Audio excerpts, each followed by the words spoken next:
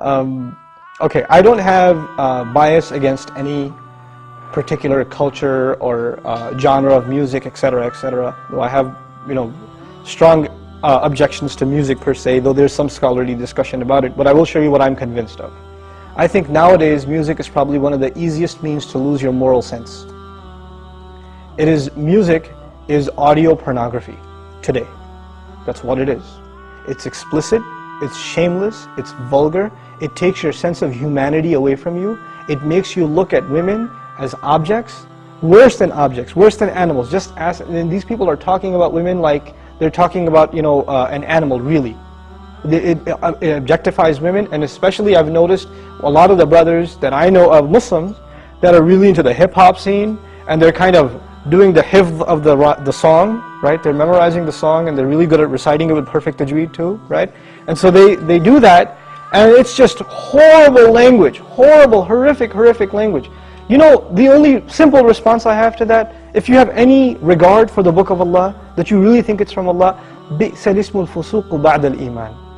Even the name, the mention, the word for something bad is terrible once you have faith.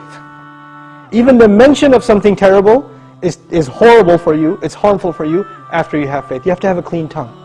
You have to say what قُلْ لِعِبَادِي يَقُولْ الَّتِي هِيَ أَحْسَنُ. Tell my slaves to say that which is the best. Say what is the best. Say good things from your mouth. So this is the first thing. When you say horrible things, and you say things that are in direct contradiction to the moral gauge Allah gifted us with, then obviously you're deviating from your natural fitrah, your predisposition to turn to Allah. And when you constantly listen to garbage like that, then you get deviated. And you don't find pleasure except in disobedience to Allah, and that's a sign of a sick heart. So one has to distance themselves from this. This is the first step. And I'll tell you, this is my personal measure, this is not a fatwa, it's my personal analysis, you don't have to take it.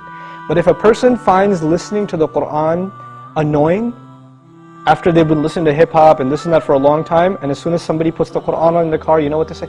Oh man, turn that off, man, I don't want to, I just want to talk. And they immediately, they get a little annoyed when they hear the Qur'an. That actually means the shayateen have taken over. And they're constantly making waswas out of this person. Because what do the shayateen hate the most? Yes, they hate the Qur'an. They hate the word of Allah. They flee, it hurts them. So you know what they do? Because this person has let the shayateen, the devils, into his heart, they start pinching at his heart when he hears Qur'an, and he says, I don't want to hear this. Right? It's like surgery, it's like pulling a tooth for this person. This happens. When you try to give this person a reminder from Allah's word, they get annoyed by it, like agitated, like an allergic reaction. Why? Because they've let the shayateen in. To let them out, the first thing you got to do is stop supplying them with fuel. This is fuel. This useless wasting of time, this is fuel for shaitan. They love that you waste your time. They love it. Because the one asset, the one piece of wealth Allah gave every human being is time. And what is music and TV and YouTube and Facebook and MySpace and like Twitter and whatever else? If you're spending hours and hours and hours on this stuff, what is it except destroying your time? It's taking that one asset away from you. Shaitan would love nothing more. May Allah subhanahu wa ta'ala give you the strength to get away from these temptations.